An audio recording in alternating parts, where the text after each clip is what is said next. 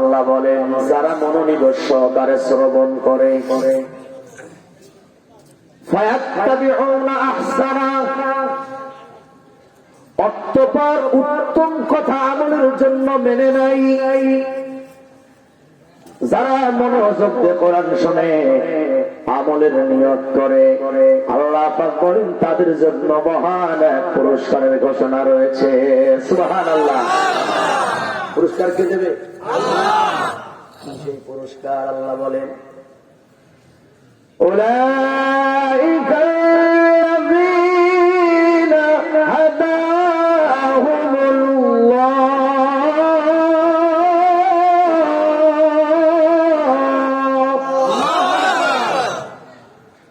যারা মনোযোগ দিয়ে কোরআন শুনবে, বলেন তো কি যোগ দিয়ে?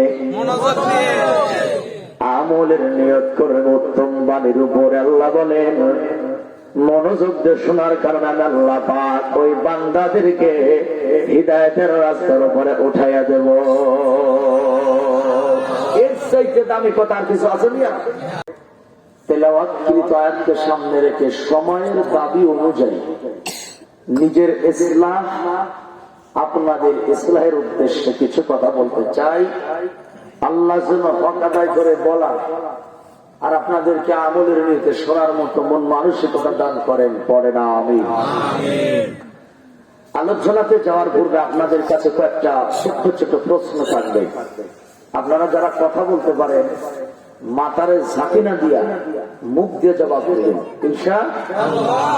কিন্তু ওই যে কথায় আছে না যে কাহেল আদমি না মুরাদ হোতা হয়, যারা আইসের জাত, যেগুলো অলস, এদের দুনিয়াও ধ্বংস, এদের আখেরাতও ধ্বংস। অলসের জায়গা কোনো জায়গাতে নেই।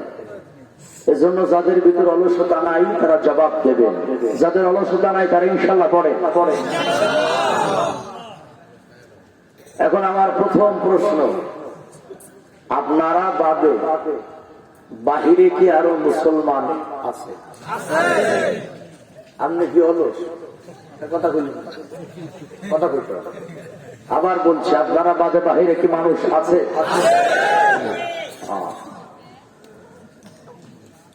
ওনাদেরকে আহ্বান করেছেন আমাদের অতিথিগণ, কিন্তু আমি ডাকবো না। আমি কেন ডাকবো না তার কারণ আছে। অক্টোবর মাসে সনাতন ধর্মের দুর্গাপূজা বাংলাদেশে হয়ে গেছে। এটা জাস্ট উদাহরণ। আপনারা জীবনে কখনো শুনেছেন পূজার আয়োজন যখন করা হয় মণ্ডপ থেকে মাইকিং করা হচ্ছে, প্রিয় এলাকাবাসী আজ সোমবার পর থেকে আমাদের পূজার মণ্ডপে পুরা নাচ হবে। আপনার এলাকাবাসী দলে দলে যোগদান করিয়া মা কালীর বরকত হাসিল করুন। এইরকম মাইকিং জীবনে কোনদিন মুরব্বীরা শুনছেন? কথা বলতে হবে, শুনেছেন? বিনা মাইকিং, বিনা পোস্টারে আমাদের মুসলমানের বাচ্চা গলা যায় কিনা? ছেলেরা কথা বলবা যায় কিনা? ওই জায়গায় তোমার ব্যাপার। মাইকিং করলো না, পোস্টার করলো না, অন্য ধর্মের আয়োজনে মুসলমানের বাচ্চারা সেখানে গিয়ে লাফালাফি করে ট্যাংরা মাছের মতো। আর নিজ ধর্মের মাহফিলের জন্য পোস্টার করা হলো, মাইকিং করা হলো, এরপরও মেলার মধ্যে খেলা খেলা। আমি মনে করি অন্য ধর্মের অনুষ্ঠানে যারা গিয়ে লাফালাফি করে, নিজ ধর্মের মাহফিল ইচ্ছা করে আসে না, এরা এখনো কাফের মুসলমান হতে পারে না, এরা হচ্ছে নামের মুসলমান। তাই ডাকবো না, আমরা দোয়া করি আল্লাহ যেন ওদের কাশার মতো শক্তি দান করে। আরো জোরে বলেন আমিন। শেষ আর একটা কথা, গাধা বলেন, কি বললাম? দাদা না, গাধা কইছি। বলেন কি কইছি? টাটা না, গাধা। হ্যাঁ, চালাক ছাত্র হইতে হবে। এই গাধার পিঠে চিনির বস্তা। বলেন গাধার পিঠে কিসের বস্তা? 30 বছর গাধা চিনির বস্তা বহন করে, কিন্তু চিনির স্বাদ জানে না। কারণ কি জানেন? বস্তা পিঠে কোনদিন খোলেও নাই, জিহ্বাতে লাগায়ও নাই।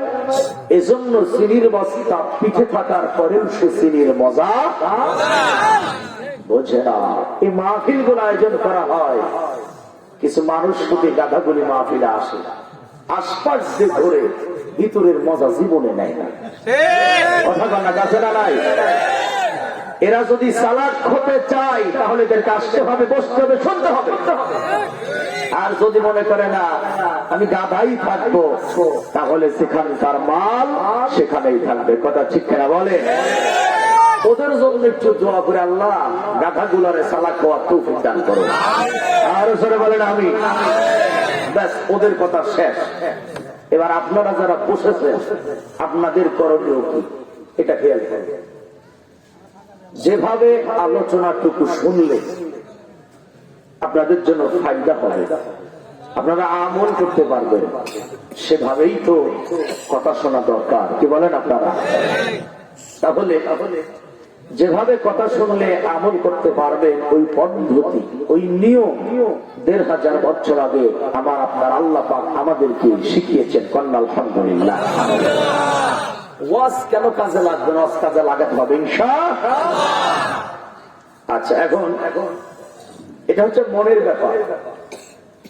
কোন মনওয়ালা, কোন দিলওয়ালা কোরআনের কথা শুনে উপকৃত হয়, আর কোন দিলওয়ালা কোরআনের ব্যাখ্যা শুনে গুমরাহ হয়। একই কোরআন, কিছু মানুষ শুনে হিদায়াতের দিকে আগায়, আর কিছু মানুষ শুনে গুমরাহ হয়ে যায়। এটা কোরআনের ব্যর্থতা নয়, এটা তার মন মানসিকতার ব্যাপার। মাথা ঝাঁকাবা না, কথা বলতে হবে। আমার এত লোকের দরকার নাই, দুষ্ট গরুর চাইতে আমার সৈন্য গোয়াল ভালো। লোক যা সেই কয়জনই চলবে, তাহলে আওয়াজ দিলে হবে ইনশাআল্লাহ।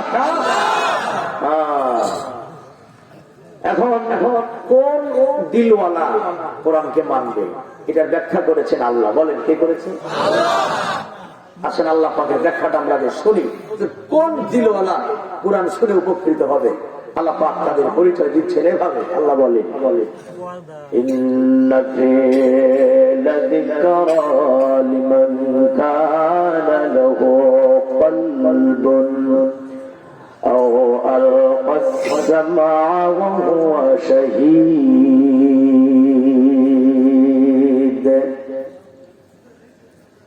আল্লাহ তাআলা বলেন, কোরআনুল কারীমে উপদেশের বাণী আছে তার জন্য।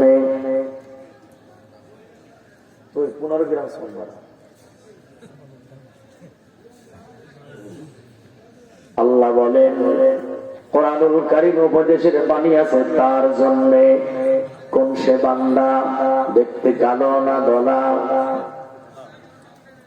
আল্লাহ পাক বলেন, উপলব্ধি করার মতো, গবেষণা করার মতো সুন্দর একটা মন আছে যা।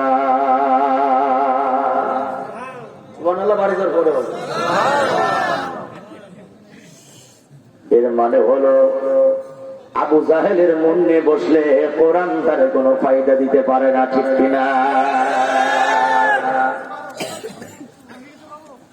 মাঝখানে একটা প্রশ্ন করে জবাব দেন। আমার এই সোনার বাংলাদেশে আবু জাহেলদের নাতিপতি আছে না নাই? টের পাবেন তারা কারা, প্রমাণ হবে সব কোরআনের দ্বারা ইনশাআল্লাহ। বলে ১ নাম্বার হলো উপলব্ধি করার মতো মন থাকা চাই, অথবা বান্দা নিবিষ্ট মনে কোরআন শোনায়। আল্লাহ পাক দুটি কথা বলেছেন। ১ নাম্বার হলো ভালো মন থাকা চাই।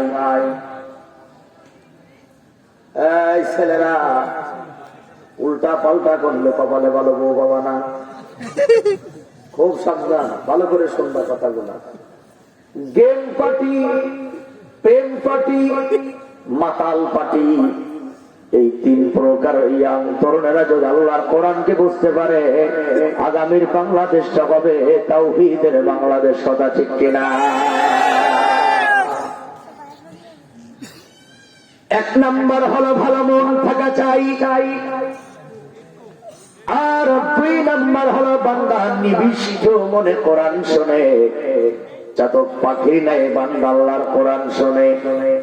আল্লাহ পাক আরেক জায়গা বলেন আল্লাযীনা ইয়াসতামিউনাল কাওলা ফায়াত্তাবিউনা আহসানা। আপনি কি খাইতেছেন? বাদাম না পান? আর খাবেন না?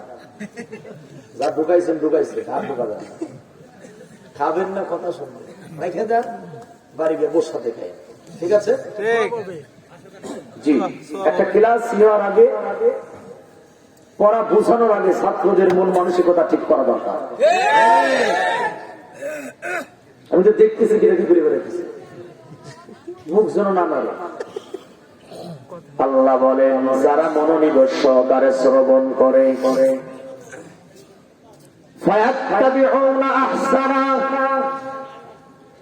অতঃপর উত্তম কথা আমলের জন্য মেনে নাই, যারা মনোযোগ দিয়ে কোরআন শুনে আমলের নিয়ত করে, আল্লাহ পাক বলেন তাদের জন্য মহান এক পুরস্কারের ঘোষণা রয়েছে। সুবহানাল্লাহ। পুরস্কার কে দেবে? আল্লাহ। সেই পুরস্কার আল্লাহ বলেন উলাইকা আল্লাযীনা হাদাহুমুল্লাহ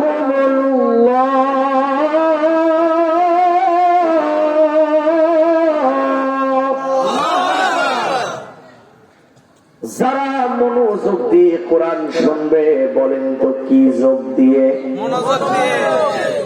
আমলের নিয়ত করবে উত্তম বাণীর উপরে। আল্লাহ বলেন মনোযোগ দিয়ে শোনার কারণে আল্লাহ পাক ওই বান্দাদেরকে হিদায়াতের রাস্তার উপরে উঠাইয়া দেব। এর চাইতে দামি কথা আর কিছু আছে না? এবার আল্লাহ পাক পরের শব্দ আরো সুন্দর কথা বলেন, এই কোরআন শুনে যারা হিদায়াতের মালা পেয়ে গেল, আল্লাহ বলেন উলাইকা হুমুল আলবাব। পড়েন না সুবহানাল্লাহ। আল্লাহ বলেন যারা মনোযোগ দিয়ে কোরআন শুনবে হিদায়াতের মালা পেয়ে যাবে। আল্লাহ বলেন কোরআন শুনে যারা হিদায়াত পেয়ে গেল তারাই গেল বুদ্ধিমান। আল্লাহু আকবার বলেন। 1.5 ইঞ্চি কো বাড়াও। আল্লাহ বলেন কোরআন শুনে যারা হিদায়াত পায় বলেন তারা বোকা না বুদ্ধিমান? পায় না, জোরে কান, তারা বোকা না বুদ্ধিমান? তারাই হলো বুদ্ধিমান যারা কোরআন শুনে হিদায়াত পেয়ে যায়, যারা